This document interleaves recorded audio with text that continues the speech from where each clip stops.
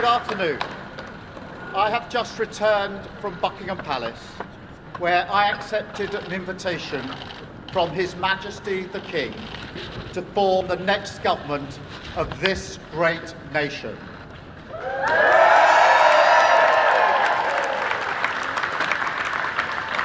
I want to thank the outgoing Prime Minister Rishi Sunak. His achievement as the first British Asian Prime Minister of our country, the extra effort that will have required, should not be underestimated by anyone.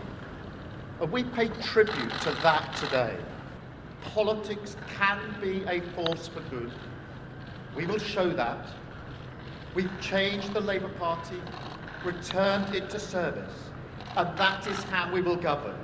Country first, party second.